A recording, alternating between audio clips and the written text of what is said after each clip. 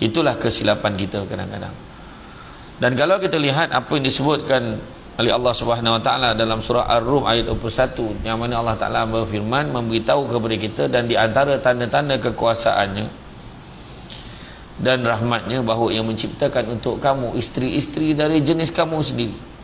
Maknanya isteri itu memang dah sepadan dah dengan kita, kan? Supaya kamu bersenang hati, cenderung tentram kepadanya, dan hidup mesra dengannya, dan dijadikan di antara kamu suami isteri perasaan kasih sayang dan belas kasihan, mawaddah warahmah. Dan sesungguhnya yang demikian itu mengandungi keterangan-keterangan, tanda-tanda kekuasaan bagi menimbulkan kesedaran bagi orang-orang yang berfikir. Litaskunu ilaiha, dalam ayat itu surah Ar-Rum ayat 21 itu memberitahu tentang ketentraman. Kita rasa tenang, balik rumah rasa lapang. Tak adalah balik rumah tengok muka, aduh, tengok muka rasa nak keluar balik. Ya, orang perempuan pun sama, aduh, buaya ni dah balik pula, dia kata. Buaya, rimau, semua binatang keluar, istilah kan. Jadi janganlah ada macam tu, Dan bila disebutkan tentang sakinah, ketentraman itu, maka dia melibatkan kasih sayang, keamanan, keharmonian, perlindungan, keberkatan, dihormati, dihargai, dipercayai, semua benda-benda baik, ya. Dan bila kita tengok kan, mawaddah tu pula cinta yang membara, hari-hari rasa kasih sayang. Jadi hari-hari rasa kasih sayang. Dan Allah Ta'ala jadikan orang lelaki ni tulang yang saya kata tadi tu, boleh menyesuaikan yang kebengkokan. Itu sebab talak tu, kuasa talak diberikan pada lelaki, bukan pada perempuan. Kalau bagi pada perempuan, hari-hari kita diceraikan. Kanyak-kanyak pergi masjid, manung pahal je, 3 kali hari ni dia dah. 3 kali dia kena cerai hari tu. Contohlah kan. Seawal dia datang masjid. Tak adalah, bukan perempuan sini lah, tempat lain. Perempuan sini dia sabar. Agaknya lah. Macam tu. Jadi, dan rahmah pula, cinta kasih sayang, lemah lembut, sayang, bersedia untuk memberikan segalanya, membantu, menghargai, rasa rela berkorban, macam tu. Jadi makna kata ketenteraman, kebahagiaan, yang penting nak bawa ke syurga. Nak bawa ke syurga. Macam mana? Nak masuk syurga macam mana pula? Nak masuk syurga tentulah dengan rahmat Allah. Tapi nak dapat rahmat Allah macam mana pula? Kena ibadah banyak-banyak. Kena ibadah banyak-banyak. Datang masjid jangan datang seorang-seorang macam kita seorang yang nak masuk syurga. Contoh ajaklah anak-anak sekali, dah jom siap pergi masjid, macam tu. Ataupun ajak orang perempuan saya, jom yang hari ni kita sembahyang kat masjid, jom, datang. Dan isteri buat tak banyak cerita, penat lah, malas lah, nantilah, gagal lah tu. Seorang lelaki yang dayus bukannya lelaki yang hanya sekadar dia takut pada isteri dia, tetapi yang dayus adalah membiarkan isterinya melakukan maksiat dan dia tidak boleh melakukan apa-apa. Tu dayus tu. Biar je isteri pergi pejabat pakai ketat-ketat, kan, supaya lelaki lain dapat tengok. Kadang-kadang lelaki lain nak saya pakai sebab nanti kat pejabat cakap dia tak lawa, dia nak pakai ketat-ketat. Tu yang Nabi sebut tu, akan tiba masanya nanti umatku berpakaian tapi sebenarnya telanjang. Apa dia? Kita kena ingat tau, kita kena tutup aurat, bukan balut aurat. Tutup dengan balut lain, balut tu mengam-ngam badan. Jadi kita kena tegur, kita kena tegur. Dan kebahagiaan ini, bahagia dalam rumah tangga ini ada dua, kebahagiaan yang tersurat dan kebahagiaan yang tersirat. Jadi boleh tak kita beribadah sama-sama? Pagi-pagi boleh tak kita bangun? Boleh tak? Tanya balik, boleh tak kita bangun pagi dan kejutkan isteri kita untuk semayang sekali? Boleh tak? Boleh tak kita pastikan anak-anak kita pun bangun solat sekali? Kadang-kadang ada pula isteri, biarlah bang, kesian anak kita, setengah sedap tidur tu. Itu tanda-tanda awal tu. Jadi pastikan. Kita ni dengan anak-anak ni kita kena faham, kena faham. Mendidik anak ada 3 peringkat, kata Sayyidina Umar. Mendidik anak, sayang anak bukan makna ikut aja, ikut secara mengkhinzir buta. Bukan ya. Tetapi maknanya ikut peraturan, ikut tahap dan peringkat dia. Iaitu kata Sayyidina Umar ada 3 peringkat. Peringkat 7 tahun pertama, 7 tahun kedua, dan selepas 14 tahun. 7 tahun pertama layanlah anak seperti raja. Apa yang dia nak kita bagi. Kan? 7 tahun pertama sahaja. Apa susah kedai RM2 banyak. Kan? Ecomat kata kan. RM2.30. Pasar lambak, belilah. Bagilah apa dia nak, mainan dia nak itu, bagi. Tapi sekadar 7 tahun pertama saja. Masuk aja 7 tahun kedua, layan anak seperti hamba. Dah mula bagi dia tanggungjawab, bagi dia tugas, bagi dia tugasan kerja. Dia kena kemas katil, dia kena kemas rumah, dia kena susun barang, kena susun sofa, kena lap habuk tingkap, kena bersihkan, basuh pinggan sendiri, kemas katil, sidai tuala mandi dia. Semua dia kena buat. Buang sampah. Kenapa? Bagi tahu sebab dia hamba. Dan bila cakap sifat hamba, tak semua benda yang hamba minta dengan Tuhan dia boleh dapat. Nak game, tak boleh, belum masanya lagi, nanti. Jadi sebagai Tuhan tak boleh bagi. Boleh tak nak ni? Tak boleh. Tak puas hati. Dia tak puas hati, kau hamba je. Macam tu lah. Tapi bukanlah memperhambakan tu sampai lanyak dia macam hamba abdi. Maksudnya bagi dia tanggungjawab, bagi tugasan. Betul tak? Cuba tanya sebahagian daripada kita ni, orang-orang lama, cuba tanya daripada kecil dah buat kerja-kerja berat, ikut ayah pergi cari kayu api. Kadang-kadang siap tolong mak dia kerja dekat tempat orang, siap tolong mak dia berniaga, tolong mak dia berniaga. Jadi maknanya bagi dia tanggungjawab. Tapi selepas 14 tahun, selepas 14 tahun, layanlah anak seperti sahabat. Dah mula berkawan dengan anak-anak, supaya kita boleh mula bagi nasihat secara slow talk, boleh bincang dengan dia, kan, cakap elok-elok, kan, madah elok-elok, kan, macam tu kan. Kan, cakap baik-baik lah supaya dia boleh dengar. Sebab masuk umur 14 tahun dia tak boleh tengking-tengking lagi dah, dia malu, dia dah rasa dia besar. Anak ni pula, setiap anak ada lain dia punya kategori tu. Anak yang paling sensitif antara anak nombor 1, nombor 2, nombor 3, nombor 4, nombor 5, nombor 6, 7, 8, 9, 10, 11, 12 anak ni saya bagi guide. Saya yakin tak sampai 12 lah anak kita. Tapi kategori anak-anak ni, anak yang mana yang paling sensitif? Anak nombor berapa yang paling sensitif? Ya, dia mula nak teka. Anak yang paling sensitif adalah anak sulung. Anak nombor 1 paling sensitif. Kadang-kadang dia rasa orang lebihkan orang lain. Bila dah ada adik, dia rasa dia dipinggirkan. Sebab dia tak ada perbandingan. Dia yang pertama lahir, kan? Dia tak pernah, masa peringkat pertama tu dia rasa diri dia tu macam tak adalah dimanjakan sangat. Dapat anak nombor 2, dia nampak dicium lah, dikelek, alah, dia dah cemburu. Dia sensitif. Tu sebab nak marah anak, jangan marah depan adik-beradik yang lain. Dia ego dia tercala. Nak marah anak nombor 1, jalan, masuk bilik. Sekejap. Tutup itu kau pahal. Macam tu. Dalam bilik. Jadi Alung ni dia tak malu. Jadi bila Alung keluar daripada bilik, Angah tanya, apa pasal Alung?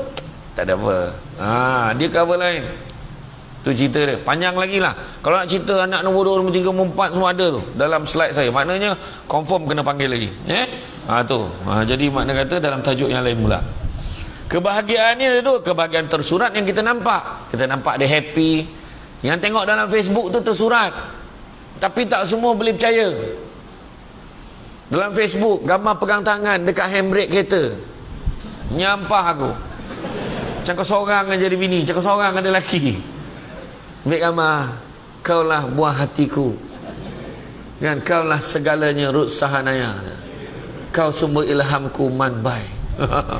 Meletakkan kasih setinggi-tinggi kasih Zana Zain, di puncak kasih Zana Zain. Aduh, macam-macam lah. Kan? Ada orang sanggup letak gambar bunga. Dia letak bunga, dia letak kotak handphone iPhone 14.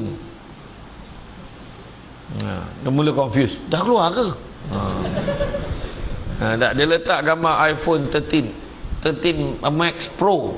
Oh my. Letak gambar tu, siap caption, thanks for my beloved hubby for this lovely gift. I love you sayang. Dia nak sangat orang komen. tahniah lah, untunglah. Bila nak open table, bestnya kan, birthday dia, dan dia rasa seronok sangat. Yang paling best tu, rupa-rupanya handphone dengan bunga tu tadi dia beli sendiri. Dan yang paling teruk, orang sampai satu tahap, bila dia sampai satu tahap dia berpenyakit, nama penyakit tu split personality disorder. Dia create satu lagi account, dia wujudkan satu lagi personality untuk komen balik dekat post dia tu dan puji dia, sebab awak ni dah lah cantik, bagus, baik, tahniah lah, semoga, dan semua orang sayang kat awak, saya cemburu tengok awak. Dia puji orang ni dan dia yakin itu orang lain. Itulah tahap manusia hari ini. Orang gila semakin ramai. Ya, betul. Dia split personality, dia akan nampak normal. Kita boleh tengok dekat pejabat kita, orang bergurau dengan orang lain ni boleh bergurau, tapi macam cakap dia sikit, dia sensitif terlebih sikit. Ada masalah tu. Nampak tak? Kan? Iya. Ada orang tu ambil gambar dengan saya je, ambil gambar, sekejap dia menung tengok, tak ada orang like lagi ni. Kenapa tak ada orang like? Tolonglah like. Dan tu belum cerita lagi orang perempuan marah suami ni, sampai hati abang tak like dia. Nampak? Betul, benda ni jadi masalah pula. Sebenarnya kebahagiaan ini bukan untuk kita zahirkan kepada orang lain. Memadai kita zahirkan pada pasangan kita. Sebab kita kena faham, apa yang kita postkan dalam media sosial, tak semua orang gembira melihatnya. Dulu ingat tak zaman-zaman Kodak, Konica, Fuji Film kan, yang kaya 36, yang sederhana 12 atau 10 kan? Tak, yang tu yang miskin, yang sederhana 24. Masa nak pasang dekat kamera tu mengigil, ni takut salah pasang. Tekan capture, oh okey. Masa tu bukan main ambil gambar je. Ambil gambar tu, sini tak nak lah, sini tak cantik, sini cantik, sini cantik, sini cantik, sini okey. Bismillahirrahmanirrahim. Minta lah jadi. Doa dulu, sebab tak nampak gambar tu jadi ke tidak. Gambar sini gambar mesti dekat tiang LLN, Lembaga Elektrik Negara. Sekarang nama dia TNB. Yang seorang tu gambar macam ni, kat mana? Public phone. Gambar dulu-dulu macam tu lah kan, itu paling hebat lah tu kan. Tiang Telekom ambil gambar. Tapi zaman berubah. Bila pakai phone, kadang-kadang kita tak menghargai, ambil semua. Kadang-kadang boleh ambil gambar ni, gambar air ni, ambil gambar, kocap, masuk dalam Facebook. Alhamdulillah, air kosong je. Contoh. Dah. Alhamdulillah, dia kata kan. Jauh-jauh datang air kosong. Dia contohlah, dia kata kan. Dia buat caption macam tu. Manalah tahu, saya okey je. Kan, contoh kan. Beri makna kata, dia boleh masuk gambar mi, gambar macam tak apa-apa gambar lah kan. Di sini aku berdiri, ambil gambar kaki dia. Tu sekarang. Tu saya teringat masa saya pergi ke Mersing. Saya ceramah di Mersing, pakcik tu cakap, Ustaz, saya selfie dengan Ustaz boleh? Boleh, saya kata. Dia pun tarik saya macam ni, lepas tu dia keluar tapak tangan. Tengok Ustaz, tengok Ustaz. Saya tengoklah tapak tangan. Zap, Ustaz, saya simpan dalam hati. Falsafah. Ya Ustaz. Saya kata lain macam. Rupanya dia memang cara dia ambil gambar macam tu. Ustaz simpan dalam handphone sampai masa kena format Ustaz. Simpan dalam hati, ingat sampai mati. Aduh. Itu orang lama tau. Dan memang dengan semua orang dia buat macam tu. Tapi orang sekarang, bayangkan pergi umrah hari tu, seramai-ramai manusia. Saya ingat kan, saya boleh rehat kat sana. Rupanya saya dah confuse, ni Mekah ke Malaysia. Sikit main gambar. Aduh, ambil lah kan. Tengah tawaf tu, tengah tawaf.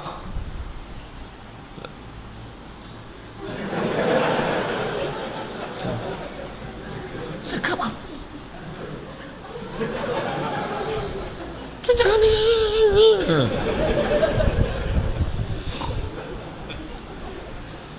Lepas tu dia tunggu kat ujung tu. Bila tunggu tu kan saya dah apa? Saya malut lah badan saya ni. Turunkanlah kain tu Ustaz. So itibak dia nak suruh apa? Kau nak tengok BCG aku? Teruk betul. Ramai, memang ramai orang itu. Masa saya pergi bulan 3 tu ramai betul. Ramai. Berhenti dekat henti rehat Al Jazeera tu 25 ke 30 bas, semua orang Malaysia. Nak masuk semayang pun problem, nak pergi ambil wuduk pun problem, dalam toilet tu besok je lah kencing, saya kata. Ramai betul. Ada satu makcik tu dia kejar saya, Ustaz ambil gambar boleh tak? Bukan semalam dah ambil ke? Semalam baju lain kata. Ni zaman sekarang semua tunjuk kat orang. Ada satu makcik tu dekat Rompin, Pahang. Ustaz menggambar boleh Ustaz? Boleh. Ramai-ramai lah ni ketua kampung, orang kampung. Sebab saya masa tu program dengan TV Hijrah, My House, repair rumah orang susah kan, dekat Rompin. Nanti boleh tengok dari YouTube tu, My House Rompin tu. Lepas tu ketua kampung tu ajak lah makan malam tu, makan ramai-ramai. Lepas tu makcik tu ambil gambar boleh. Ramai-ramai ambil gambar. Yang lelaki kat depan, yang perempuan semua, makcik-makcik semua berdiri kat belakang. Tiba-tiba satu makcik tu bersuara kat belakang, free size dia kata.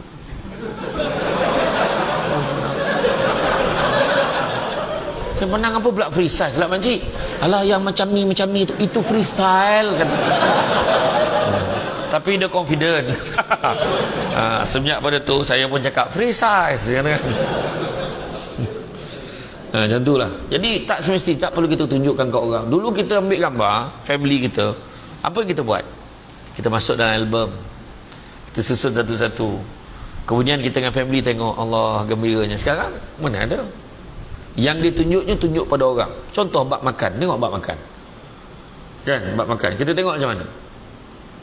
Kalau kita bawa balik kan, kita bawa balik daripada luar. Nabi ajar kita bawa balik makanan daripada luar. Bawa balik daripada luar, bawa balik rumah. Nabi kata hendaklah kamu sembunyikan daripada pandangan jiran kamu, lama lain kan kamu nak bagi jiran kamu sedikit. Tu Nabi ajar. Ini saja pula kan, tunjuk kat orang public lah tu kan. Lainlah kalau buat review, nak tunjuk, nak promotekan kedai tu, suruh kedai tu datang ramai kat kedai ni, memang terbaik kan, memang terbaik laksa Sarawak, king laksa.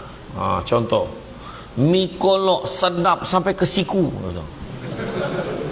Sedap betul tu.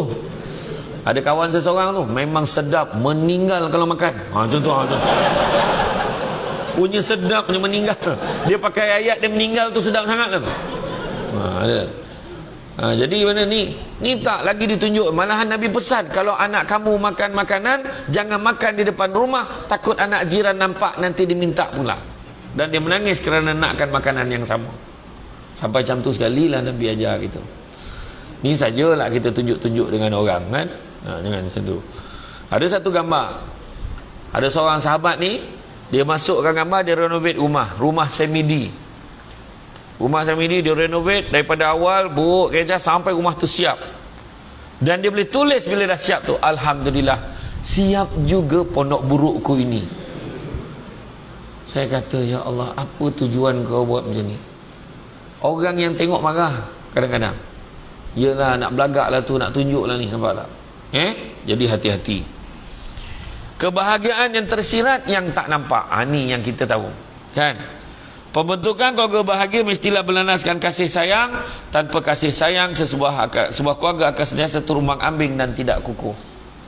Sayang. Zaman sekarang kena sebut, yang abang sayang sangat kat isteri abang ni. Macam tu cakaplah kan. Kalau yang kat Sarawak ni, kucing ni lain. Dia kata kami sayang sangat dengan kita, macam tu lah. Betul? Macam tu ya, macam tu. Boleh lah boleh kan.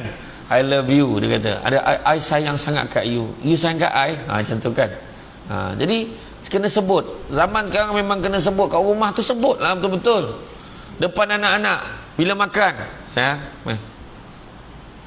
bukalah mulut. Abang, anak nampak kot. Nampak kan? Itulah silap kita. Biarlah anak nampak. Biarlah anak nampak. Yelah. Dia pun buka. Dia pun suap. Bila suap anak tu, huyuh. Tapi anak nampak kebahagiaan tu. Kan? Kedua, sikap tolak ansur dan memperbanyakkan kesabaran. Memang kena banyak tolak ansur dalam rumah tangga. Suami kena sabar dengan isteri, isteri pun kena sabar dengan suami. Kan? Suami memang perangainya begitu. Buka baju, situ tinggal. Kadang-kadang. Kan? Kadang-kadang baju tu dia nak sangat pakai. Lepas tu map dah tersangkut kat kursi. Yang isteri jangan marah. Abang, macam tu. Kadang orang perempuan cara tegur kena betul. Jadi orang perempuan dia dah siapkan bakul. Abang tak nampak ke bakul tu? Letaklah dalam bakul tu. Yang suami sebagai ketua dia ego. Aku suami kan? Suka hati akulah nak letak mana? Engkau sibuk pahal. Kalau kau nak letak dalam bakul, kau letak asli dalam bakul tu. Dia marah. Nampak? Kan tak ngam tu. Orang perempuan kena pandai bila nak cakap dengan suami. Abang, boleh nak cakap sikit dengan abang? Jangan risau. Itulah sign yang paling merisaukan seorang lelaki. Apalah yang dia tahu ni? Kenapalah dia nak? Bang, boleh saya bercakap dalam sepatah dua kata? Cakaplah. Duduklah bang, duduk. Wah, sudah diajak duduk pula. Duduk kat ujung katil. Begini bang, kita telah melayari alam rumah tangga kira-kira 20 tahun lamanya. Pelbagai dugaan dan cabaran kita tempuhi. Onak dan duri kita rentasi. Rakyat didahulukan, pencapaian diutamakan. Apa hal pula? Yang suami kau cepatlah cakap apa masalah kau ni? Tak adalah bang. Abang nampak tak bakul tu? Mana? Rupanya bakul pun dia tak nampak. Bakul tu saya beli khas untuk abang. Ya Allah, kenapa? Lain kali baju tu kan dalam tu tau letak. Seluar tu tingkap tu, suar dalam tu letak sini. Suami ni gemar gantung kat suar dekat tingkap dengan harapan cepat kering. Dia tak tahu aroma yang berterbangan tu macam mana. Tu semualah tu. Dah lah 18 lubang macam lubang golf. Banyak saja. Letak dalam bakul. Okey. Jadi suami tu faham. Suami ni kena cakap elok, dia ego. Lelaki ni dia ego tinggi. Jangan kita tegur dia terus naik korang sabar orang perempuan. Dan orang lelaki pula kena faham dengan orang perempuan. Orang perempuan ni makanan dia adalah puji-pujian. Itu makanan orang perempuan. Orang perempuan ni kena puji dia. Cantik betul isteri abang ni. Apa yang cantik sangat ni? Allah, cakap je lah nak apa. Orang perempuan tu masalah dia bila puji dia memang macam jual mahal. Tapi dia dalam hati melompat-lompat tu. Yes. Iya. Cakap elok. Cantik betul isteri abang ni. Ya Allahu Akbar. Bila dia happy, suruhlah dia sign apa pun. Dia sign.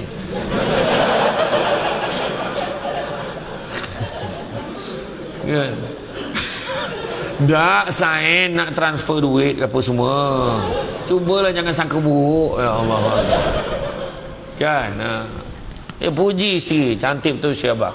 Ni orang perempuan, dia bila dia tidak dipuji, dia tanya suami dia.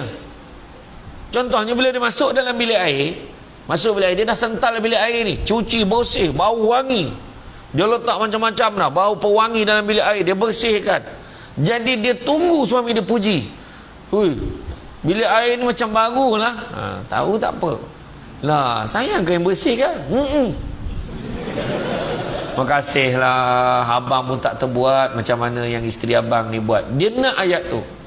Tapi bila kita masuk, mandi macam biasa, buang air macam biasa, keluar memang orang lelaki payah nak perasan benda-benda macam tu. Sebab orang lelaki ni banyak memikirkan masalah negara. Isu manuk. Salah pula aku sebut sekarang. Bertukar tu manuk dengan pusak tu. Kadang-kadang. kan? Ayam makin kurang, dia kata. Dia fikir isu tu. Dia tak fikir isu yang kecil-kecil ni, dia tak fikir. Tu orang lelaki. Jadi bila dia tak sebut, orang perempuan tanya, abang keluar dalam bilik air tu, daripada bilik air abang tak perasan apa-apa ke? Orang lelaki dah mula berdebar, apa pula yang berlaku dalam bilik air ni? Dia pun pandang balik, nampak sama ya. Kau renovate ke bilik air ni tadi? Dia boleh tanya bini dia renovate ke tidak. Abang tak nampak ke bilik air tu bersih? Hari tu kan berdaki apa semua kan teruk, kotor, berlumut dah dinding tu. Ya Allah, abang tak perasan. Terima kasih lah isteri abang, terima kasih lah banyak. Kena macam tu. Nampak tak? Orang lelaki lain. Orang lelaki dia tak rasa sangat kalau isteri dia puji, kan? Tapi kalau isteri orang lain puji, dia terasa. Jadi jangan sampai orang lain puji suami kita. Ingat orang perempuan layan suami kena ingat, tak kelakar pun gelak aja. Kalau tak lawak gelak aja. Kelakar betul abang. Kenapa abang ni makin hari makin funny lah, macam tu. Buat-buat aja walaupun dah tak berapa funny kan. Buat-buat je. Jangan sekali kita buat tak tahu je suami. Abang ni boleh tak serius sikit apa ni, kita marah. Sekali ada orang lain menghargai. You ni kan memang funny lah. Bertuah isteri you.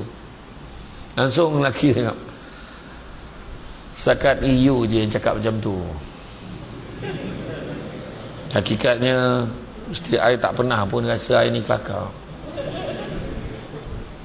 Macam tu kan. Saya kena lakonkan biar faham. Macam tu lah dia. Jadi tolak ansur dan memperbanyakkan kesabaran. Ajak semua pergi solat dekat masjid. Jom kita solat ramai-ramai. Sabar. Tak nak lah, malah lah. Jomlah solat berjemaah. Kita bagi tahu solat berjemaah pahalanya berapa kali ganda?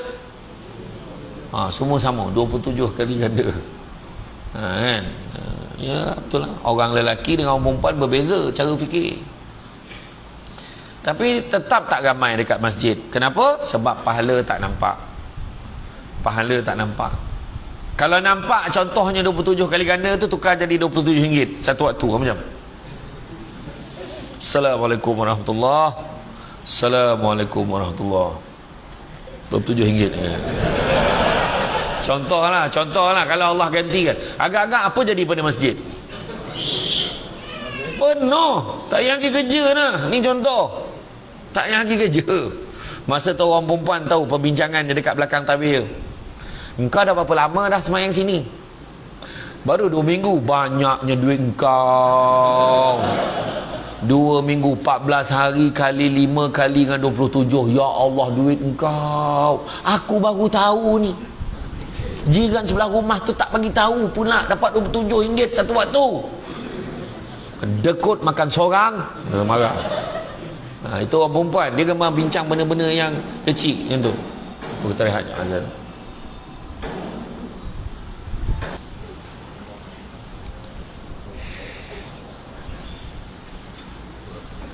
Ya.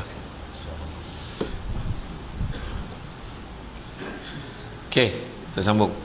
Jadi kalaulah orang nampak, dah tentu ramai dalam masjid. Silap-silap parking sampai keluar, orang semayang kat atas jalan. Lepas tu orang marah. Masjid ni tak mesra jemaah langsung. Parking tak cukup, apa tak cukup, marah orang. Sebab terlalu ramai. Tapi alhamdulillah lah, malam ni ramai. Kan? Malam ni ramai sebab masjid ni saya difahamkan memang hari-hari macam ni, terutamanya subuh. Kalau gelap tu mana tak ada lah. Tu dia. Saya nak test, nak tengok. Mudah-mudahan. Amin. Mudah-mudahan. Semangat kita datang. Jadi orang perempuan ni bincang. Dia kata, untunglah kau, banyaklah duit kau. Itu orang perempuan. Orang lelaki macam saya sebut tadi, dia tak fikir benda yang remeh-temeh. Di isu yang lebih besar daripada tu. Dia mula bincang. Agak-agak engkau lah, kalau kita ni makmum dapat 27, imam dapat berapa? Ditahannya motosikal imam tu. Baik imam cakap, imam dapat berapa? Imam cakap, terus terang imam. Imam ni jenis berzuhud. Alhamdulillah. Imam tak nak cakap lah imam berapa. Imam kena transparent dalam hal ini. Akhirnya imam pun cerita. Ni contoh tau, tak ada pun, ni contoh je. Imam pun cakap, tengoklah kalau lupa-lupa tu kadang kurang lah sikit. Tapi kalau khusyuk tu lebih kadang. Tapi teruk-teruk pun tak larilah RM40. Contoh lah. Malam tu bertumbuk nak jadi imam. Kan? Asyik-asyik dia je jadi imam, kita nak juga, dia kata, nampak? Hanya sebab duit. Tapi masalahnya kita kena faham, 27 kali ganda daripada sembahyang sendirian. Sembahyang sendirian tu pun besar pahalanya. Jadi benda tu kita share dengan isteri kita, share dengan anak-anak kita. Maklumat yang kita dapat dalam majlis ilmu, share dengan keluarga kita. Nabi sampai bercita-cita lah, cuma Nabi tak buat. Nabi cakap, kalau ikutkan hati aku, Nabi tak buat. Tapi Nabi kata, kalau ikutkan hati aku, nak aja aku bakar rumah orang yang tak datang solat jemaah bila dengar azan ni. Cuma Nabi tak buat lah. Kalau Nabi buat, jadi sunnah. Nah, tak ada kerja lain, pergi bakar rumah orang. Imam bakar satu rumah dia bakarnya. Imam lambat sampai dah, rumah imam lah kena bakar. Contohlah. Cuma itu baru cerita. Jadi makna kata pentingnya salat jemaah ni. Paling tidak di rumah sembahyang jemaah juga. Di rumah hidupkan salat jemaah. Along, qomat long. Jangan main-main. Bukan semua orang boleh qomat ni tau. Bila kena suruh tiba-tiba lain macam. Ada seorang tu yang saya tak nak sebut nama. Qomat. Allah akbar, syada la ilaha illallah wahdahu la syarikalah lahu. Terperanjat dia pusing, apa kau komat macam tu? Kau nak baca khutbah ke apa? Kata. Ada kan? Jadi bila dia lazimkan, anak pun berebut nak komat, anak nak azan, semayang sama-sama. Oh betul kan? Jadi asas keluarga bahagia ni, tolak ansur, banyakkan kesabaran. Kemudian menjalankan amanah dengan penuh ikhlas dan tanggungjawab. Dalam keluarga ada amanah masing-masing. Jangan salah faham, orang perempuan tanggungjawab dia dua je. Orang perempuan melayan suami, melahirkan anak, that's all.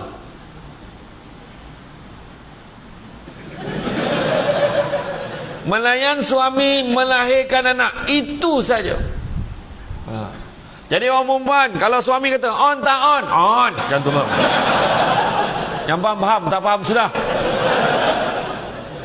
Melayan suami, melahirkan anak, itu saja. Kemas rumah, basuh pinggan, basuh kain, lipat kain, sidai kain, kemas rumah, besarkan anak, PDPR anak, jaga anak, pastikan anak belajar, semua tunjuk ajar anak. Semua kerja orang lelaki sebenarnya. Suami marah dah orang lelaki. Tarik balik Abah Ahmad. Tak, betul. Itu tanggungjawab orang lelaki. Itu sebab cerita tadi, Nabi tak pernah susahkan isterinya untuk benda yang Nabi boleh buat sendiri. Tetapi kebiasaan kita sebenarnya orang perempuan dengan penuh rela hati dia bantu suaminya memangku tugas di rumah tu supaya suami boleh mencari rezeki di luar. Jadi itu bukan kerja orang perempuan. Orang perempuan tolong suami. Maka orang lelaki kalau ada pemikiran macam ni, dia akan menghargai isteri dia. Terima kasihlah isteri abang tolong buat macam ni. Abang sendiri pun tak terbuat macam ni. Maka silaplah kalau seorang suami kata, itu kerja kau perempuan, kau jagalah rumah ni. Salah. Kena ingat tu. Orang lelaki kepala rumah tangga, tapi orang perempuan tengkuk rumah tangga. Patah tengkuk, matilah kita. Macam tu lah. Tapi orang perempuan kenapa? Dia dah memang suka hati dia buat, dengan penuh rela dia buat. Jadi kita kena hargai isteri kita. Itu penting. Tanya khabar dia. Isteri abang macam mana hari ni, okey ke? Penat sikit abang, banyak kerja lah, budak ni bersepah. Ya ke? Allah kesiannya.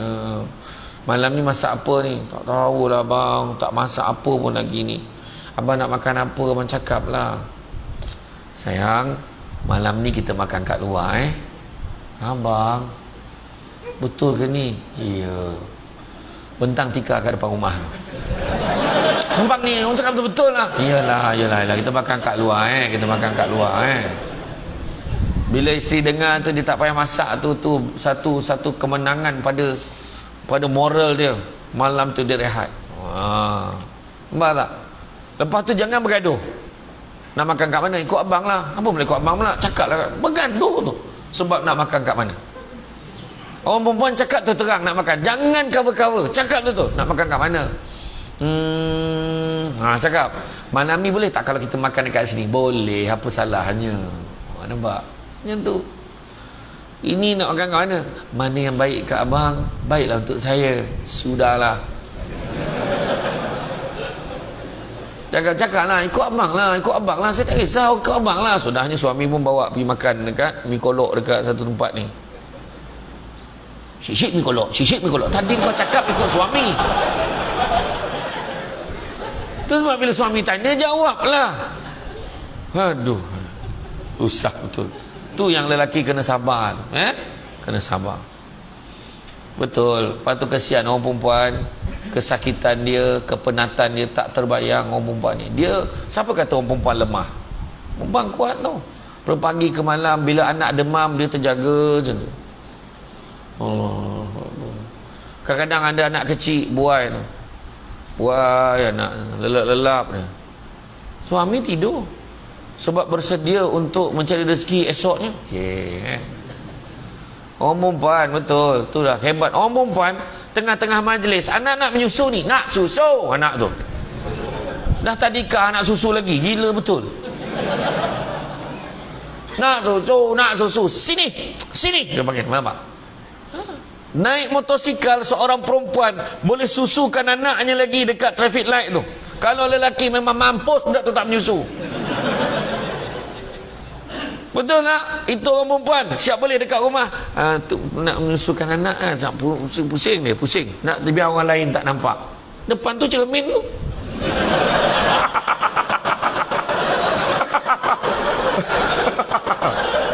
Bayangkan tu. Betul, itulah dia hebat orang perempuan. Orang perempuan dia boleh tak makan, yang penting anaknya makan. Tu dia. Tu sebab kita kena hargai. Lelaki dengan perempuan memang berbeza, tapi lelaki bertindaklah sebagai ketua. Dan orang lelaki kalau orang perempuan minta tolong, abang suami pun nak salat ni, auzubillahi minasyaitan, salat zuhur, auzubillahi minasyaitan, bismillahirrahmanirrahim. Bang, apa dia ni? Abang tolonglah bang, ni kain ni berat ni bang, tolonglah bang, nak bawa pergi ke tempat penyidai tu. Sekejap lagi boleh tak abang solat dulu? Iyalah. Ataupun suami ataupun isteri dia kata, alah bang, nak sekarang bang, ni tengah panas ni, kau angkatlah sendiri. Allah bang. Anda kata isteri tu angkat juga dan jatuh, berdosa suami tu, kena tolong. Okeylah sekejap, tak apalah, jap laksanakan tanggungjawab kita, bantu dengan kekuatan kita, bawa dekat tempat sidai kain tu. Dah okey bang, makasih tau bang. Lepas tu solatlah kita. Allahu Akbar. Kita dah jalan tanggungjawab kita. Tapi bila lelaki dah angkat sampai ke tempat sinai tu, orang perempuan janganlah, bang dah halang-halang angkat tu, sidailah sekali, rambut. Jangan lebih-lebih. Tu kena ingat. Jadi itu dia tanggungjawab. Dan kadang bab tanggungjawab ni yang paling kita kena bezakan dengan bab nafkah, bab nafkah. Orang lelaki kena wajib bagi nafkah pada isterinya. Seperti mana kamu punya hak ke atas isteri kamu juga punya hak ke atas kamu. Nabi beritahu dalam khutbah terakhir Nabi. Kan, hendaklah kamu memberikannya makanan, pakaian dan tempat tinggal dengan suasana kasih sayang. Tengok Nabi sebut dengan suasana kasih sayang. Bagi nafkah ni kasih sayang, bukan nah ambil puas hati kau, bukan. Sayang, ni duit bulan ni sudilah terima daripada abang. Macam tu. Ataupun bagi dekat isteri yang tak adalah banyak sangat, ambil lah 2,000 macam. Orang perempuan setuju tak? Setuju tak? Orang perempuan setuju tak? Tak. Kacau ni. Tak cukup banyak lagi 2,000 tu. Dahsyat. Tu nafkah tu. Bagi nafkah. Dia orang perempuan pula kalau bagi sikit jangan petikai. Sayang, ni abang boleh bagi bulan ni, ambil lah. Abang susah je, ambil ni, susah je. Tinjau dalam, Abang, setakat RM20 tak payah bagi lah. Jangan macam tu. Suami mampu bagi banyak tu, abang, ni abang bagi RM20 ni. Abang ada tak ni? Abang bagi RM20 ni. Tak apalah, abang ada sikit, abang bagi sikit. Besok abang ada banyak, abang bagi lebih lagi ya. Abang, kalau nyusahkan abang tak apalah. Sayang, ini abang bagi ikhlas ni. Betul? Iya. Doakan abang biar abang dapat banyak lagi tahu rezeki. InsyaAllah abang hari-hari saya doakan. Macam tu lah. Nampak? Kalau suami bagi RM2,000, suami isteri pun cakap, abang terima kasih banyak abang, abang banyak bagi ni. Cakap orang lelaki bila dengar tu dia nak bagi lagi sebenarnya. Betul kan? Tapi orang perempuan kalau dia ada career, dia ada kerjaya, dia ada gaji yang besar, ada gaji dia sendiri, suami bagi, yang ambil lah ni RM2,000 ni, duit belanja bulan ni. Abang, orang perempuan boleh, abang saya ada gaji saya, duit ni abang simpan untuk keluarga kita.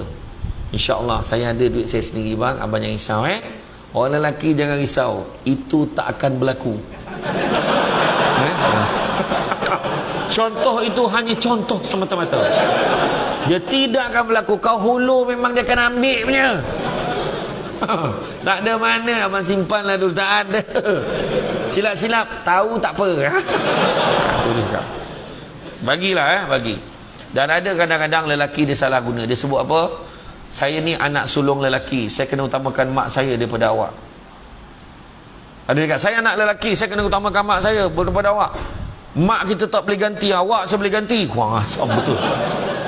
Jangan cakap macam tu. Sebenarnya macam mana pun, isteri adalah paling utama dalam bab nafkah pada seorang suami. Suami kena utamakan isteri dan anak-anaknya dulu, baru ibu dia. Seorang ibu jangan susahkan anak. Aku ni mak kau, aku yang menyusukan kau. Jangan susahkan anak macam tu. Sebab maknya pun ada suaminya. Kalau mak dah tak ada suami, mak memang susah. Memang anaknya kena bantu mak dia. Tetapi utamakan isteri dan anak-anak bab nafkah. Jangan dia diabaikan. Sebab kalau seorang isteri tidak redha, seorang suaminya tu tak bagi nafkah, maka suaminya itu berhutang di sisi Allah. Kena ingat tu. Habis tak, kalau ngam-ngam aja duit saya hanya boleh bagi seorang, takkan saya nak bagi isteri saya tak bagi mak saya? Kena fikir benda tu sebelum kahwin sebenarnya. Kan Nabi ajar kita, kalau nak kahwin, pertama tengok li jamal, lihat, tengok kecantikan dia, tengok ketampanan, wajah dia cantik, suami tu cantik, isteri tu cantik. Kena tengok juga cantik tu pertama. Sebab kalau muka tak boleh blur kan, macam mana kan? Dia kalau kita nak hidup dengan dia bukan sehari dua, sepanjang hayat ni. Tetapi Allah istimewanya, Allah Maha Suci Allah bagi mata kita berbeza setiap orang. Kita nampak muka tu cantik ke? Cantik lah. Untuk mana kau cakap dia cantik? Sebab mata berbeza-beza. Ijamaliah, aku bilang 5 lihat, tengok harta dia, tengok keturunan dia, dan tengok agama dia. Dan kalau tak ada, paling tidak tengok agama dia. Selamatlah yang lain itu, insyaAllah akan datang juga. Muka tak lawa boleh adjust. Harta tak berapa ada, dengan berkat ketaatan pada Allah dan Rasul, mungkin Allah akan murahkan rezeki kita. Keturunannya mungkin bukan keturunan yang baik, tapi berkat ketaatan pada Allah, maka terlahirlah generasi yang baik-baik. Macam tu ya. Kemudian mewujudkan pergaulan yang baik, jauh dari sebarang kemungkaran, kemaksiatan, penganiayaan dan kezaliman ya. Jangan kita bergaul dengan kasar, jangan kita maki-memaki dalam keluarga. Itu bukan caranya. Menurut hadis Nabi, asas keluarga sakinah itu ada 4 perkara. 4 hal yang menjadi faktor mendatangkan kebahagiaan keluarga. Pertama, suami isteri yang setia, soleh, solehah. Pertama.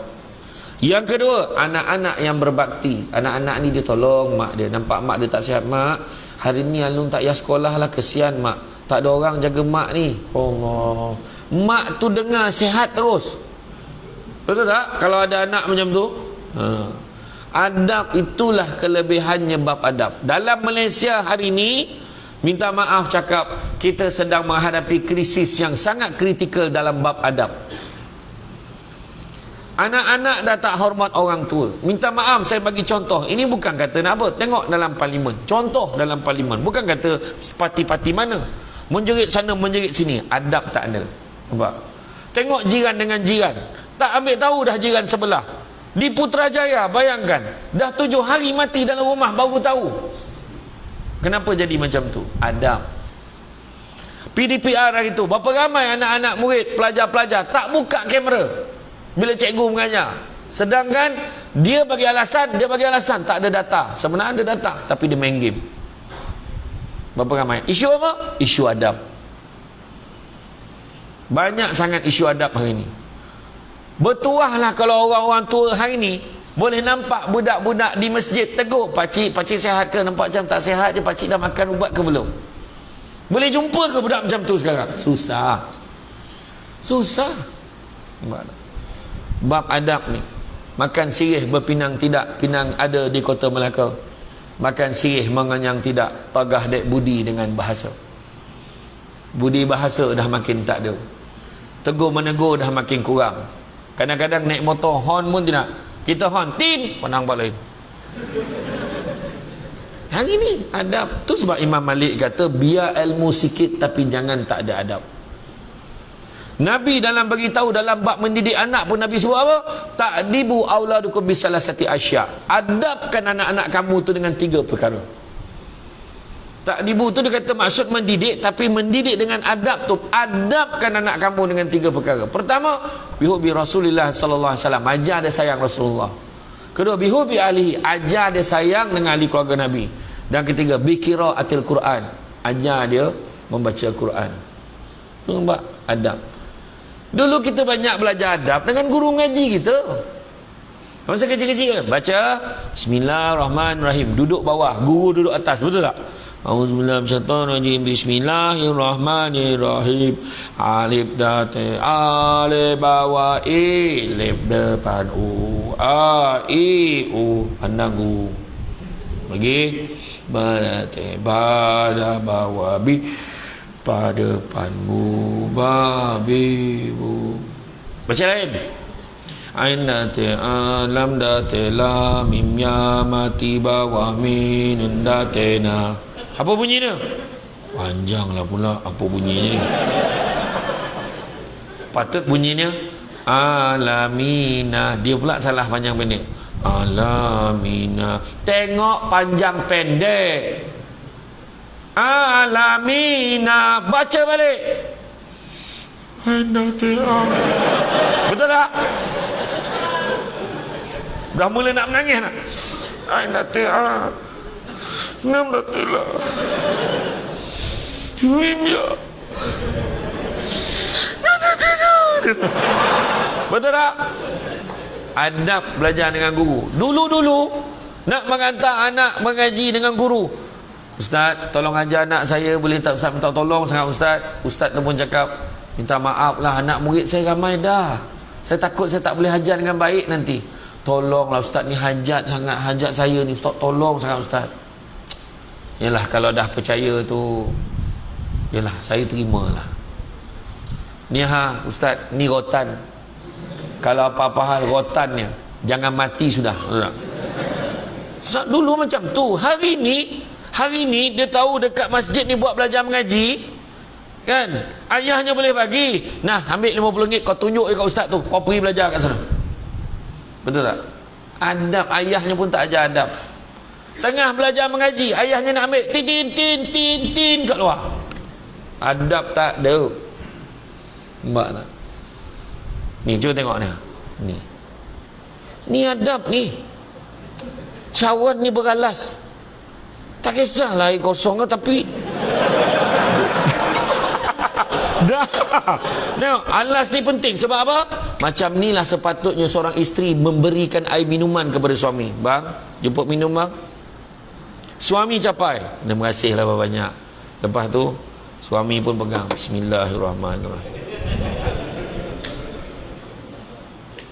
Ini tidak. Bang, jemput minum. Kau ingat ni kelab malam?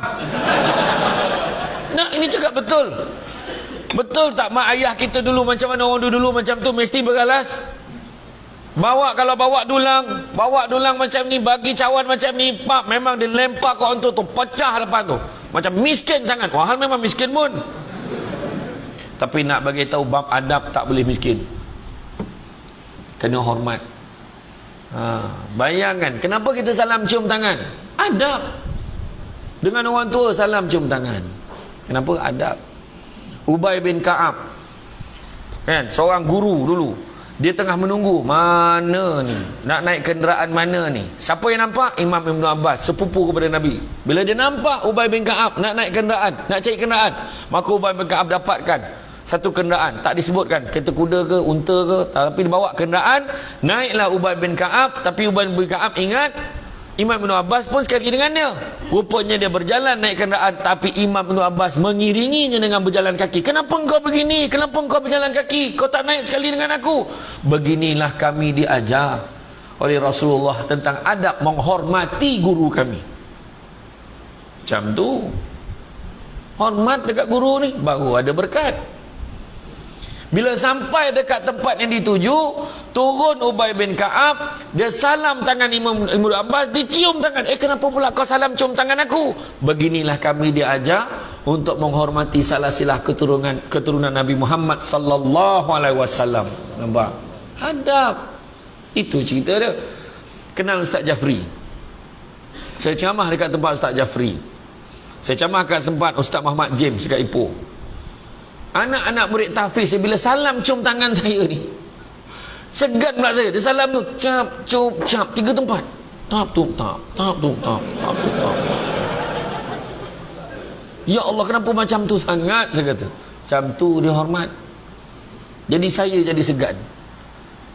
Kemudian bila dah habis ceramah, berebut nak ambil cawan saya ni, nak minum, nak habiskan sisa air saya. Janganlah kau bercakap macam aku, saya kata.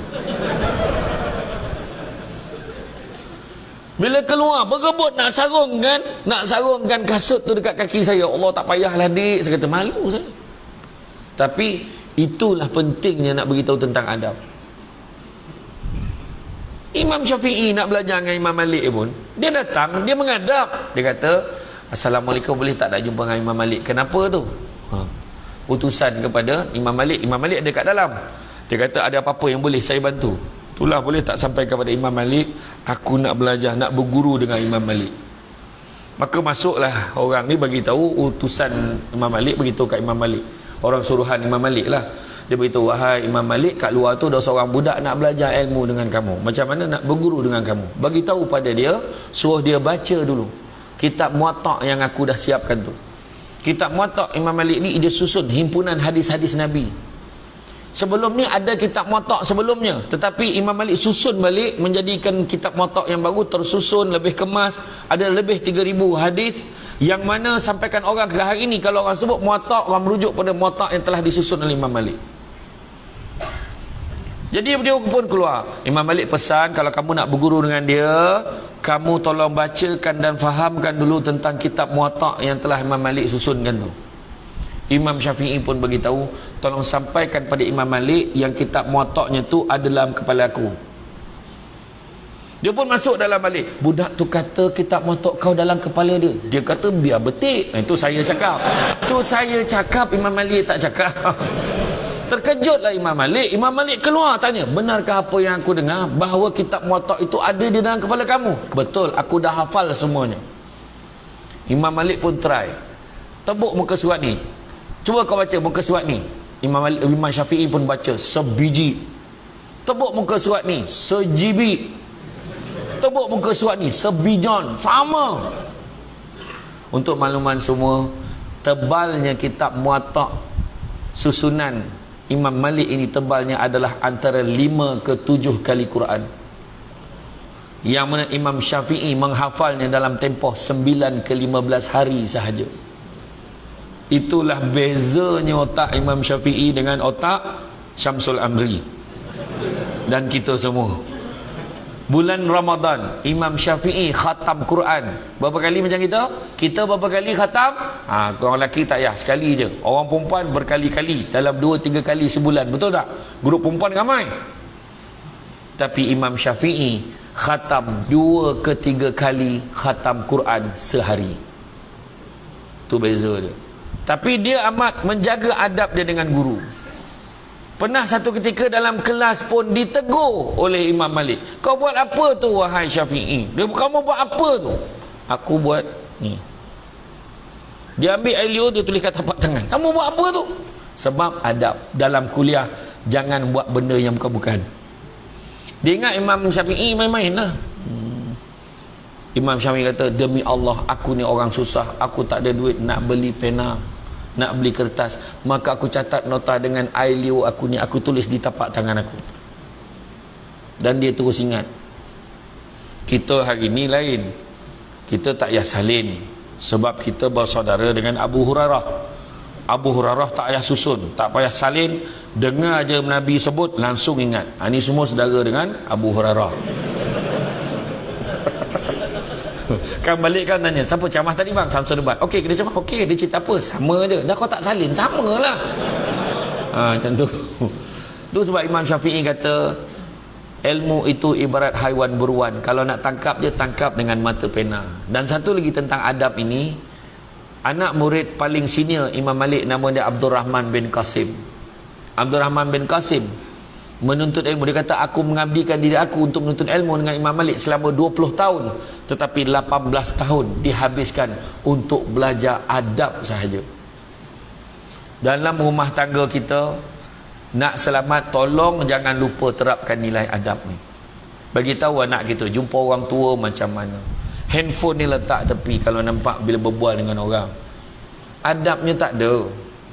Dulu-dulu kalau kita ingat lagi lah, masa kita kecil-kecil, orang-orang lama kan, duduk, mak panggil, halo, kalau panggil nama kita, berlari kita, ya mak, kita terus apa kamu, ya mak, ada apa mak, pergi sekejap kat kedai tu beli mak punya ni, kita akan buat macam tu. Anak sekarang, halo, menyaut, tapi mata dia tetap pandang dekat gadget. Halo, iya, halo, apa, situ juga. Itu anak sekarang. Jadi kita kena perbetulkan sebelum terlambat. Kena perbetulkan. Dari segi adab ni, jangan main-main. Kalau nak mencari pokok berbuah, pucuk elobek, dahan berdaun. Kalau nak jadi insan bertuah, duduknya beradab, tegaknya bersantun. Penting kita kena jaga. Ya, anak-anak yang berbakti. Lingkungan sosial yang sihat, pergaulan yang baik. Nak senang pergaulan yang baik, bawa pergi masjid. Tolong datang masjid. Bukan senang nak dapat masjid yang seindah ini. Allah bagi peluang masyarakat di sini dapat masjid dengan rahmatnya, dengan hikmahnya di sebalik peristiwa MH17 ya. Kan? Ya Allahu Akbar, dapat masjid rumah Allah yang secantik ini. Mudah-mudahan Allah memanjangkan pahala ni, dipanjangkan kepada ruh Allah yarham, Allah yarhamah. Mudah-mudahan. Datang masjid, tolong datang masjid. Rugi kita. Macam ni punya selesa, aircon pasang, kipas pusing. Nampak tak? Ni sujud ni, tabanam muka. Punya tabah kapet ni. Bawah ni ada tilap ni, jangan main-main. Kan? Kalau ada bantal memang lolap punya. Kan? Datanglah rumah Allah ni. Ni rumah Allah ni untuk kita sama-sama. Sama-sama imarahkan, hidupkan. Kan? Dan kita dalam keluarga ni nak menuju syurga ni tak ada cara lain. Ibadah banyak-banyak. Beribadah banyak-banyak. Dan jangan kita je, kalau lelaki lepaskan diri dia je, dia tak akan lepas. Sebab nanti anak-anak semua akan tanggungjawab kat dia. Ayah tak pernah marah pun tak pergi masjid. Ayah tak pernah suruh solat pun. Ayah okey je saya tak solat. Habis ayah agak kena. Isteri pula, okey je saya tak pakai tudung, suami tak pernah marah pun. Suami okey je. So tolong jaga. Tuan-tuan dan puan-puan dan rahmati Allah sekalian, sebenarnya syurga ni adalah untuk kita semua. Tapi janganlah kita cakap kita ni macam mana pun sebagai umat Nabi Muhammad kena seksa macam mana pun, lalas masuk syurga juga. So tak apalah kena seksa dalam berapa tahun dan masuk syurga. Amboi cakap jangan macam tu. Ibadah banyak-banyak. Mudah-mudahan kita masuk dalam golongan orang-orang yang dikecualikan dari hisab. Mudah-mudahan masuk syurga tanpa roblok. Mudah-mudahan. Nabi kata, mari ikut aku, masuk syurga terus, tak payah tanya-tanya dah. Nak tak macam tu? Kalau nak, kita datanglah ke masjid, mulalah memperkasakan ibadah kita. Ajak keluarga kita, hidupkan suasana ibadah di rumah kita. Kunci bahagia dunia akhirat, pertama kunci rumah, sistemkan dalam rumah kita dengan sistem Islam. Kunci pejabat, cari rezeki yang halal. Mudah-mudahan dengan rezeki yang halal dapat bawa keluarga masuk ke syurga. Kunci kereta, hala tuju nak bawa keluarga kita, bawalah ke arah yang diredai oleh Allah. Kunci syurga, ajak keluarga kita beribadah ramai-ramai. Dan kunci spare. Kunci spare maksudnya suami ada kunci, isteri ada kunci, anak-anak ada kunci. Mainkan peranan masing-masing. InsyaAllah mudah-mudahan kita berjaya di dunia dan di akhirat. Jadi tuan-tuan dan puan-puan rahmati Allah sekalian, cukup sekadar itu. Ikutkan banyak lagi perkara ni. Nak cerita pasal akhirat, nak cerita pasal ni, banyak lagi sebenarnya. Jadi confirm kena panggil lagi. Jadi insya-Allah. Jadi tuan-tuan dan puan-puan sekalian, sesungguhnya kan dunia ni sementara aja sifatnya. Termasuk keluarga kita ni. Jadi sementara kita berada dalam keluarga, tanamkanlah saham-saham yang baik dalam keluarga kita. Contoh, kita terapkan nilai untuk sembahyang berjamaah bersama-sama. Kita dah dalam kubur dah mati, dah masuk dalam kubur. Tiba-tiba anak kita yang baru kahwin, dia cakap dengan isteri dia, nanti setiap pagi kita solat subuh berjemaah, nak tak? Kenapa pula bang? Tiba-tiba je. Bukan apa, arwah abang-abang dulu dengan mak tak pernah tinggal solat subuh berjemaah, mengalir pahala untuk mak ayah ni. Tapi kalau anak tu cakap, yang hari Jumaat kita karaoke, kenapa lah? Arwah ni dulu tak pernah tinggal karaoke Jumaat. Memang matilah saham macam tu. Selain macam saham yang kau tinggalkan, bagilah saham yang baik-baik. Jadi tuan-tuan dan puan-puan sekalian, saya ucapkan terima kasih banyak. Bak kata orang tu, sepandai-pandai tupai melompat, akhirnya jatuh ke tanah jua. Walaupun perkongsian sudah tamat, mudah-mudahan meresap ke dalam jiwa. Budak-budak membawa galah nak menjolok buah berangan. Kalau ada silap dan salah, dikata tidak, dicaci jangan. Tenang-tenang air di laut, sampan kelok mudik ke Tanjung. Hati terkenang, mulut menyebut, jasa baik pihak penganjur menjemput, rasa nak junjung. Tuan-tuan dan puan-puan sekalian, saya minta maaf banyak. Susu kambing Al-Am yang saya bawa daripada